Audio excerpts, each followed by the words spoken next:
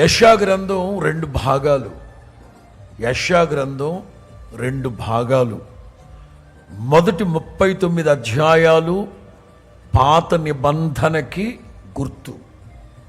మొదటి 39 అధ్యాయాలు పాత నిబంధనకి గుర్తు. ఇక 40 నుంచి 66 వరకు ఎన్ని అధ్యాయాలు? 20 వెరసి యెషయా గ్రంథం ఎన్ని అధ్యాయాలు?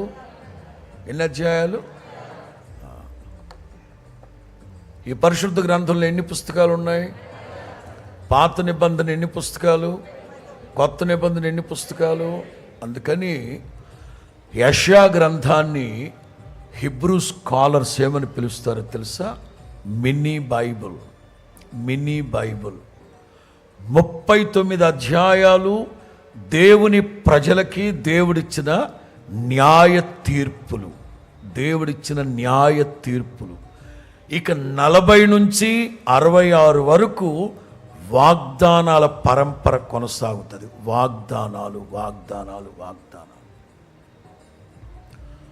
యెషయా గ్రంథం 40 అధ్యాయం క్రొత్త నిబంధన సంఘానికి సూచన. కొత్త నిబంధన భక్తుల కోసమే వ్రాయబడింది 40 అధ్యాయం.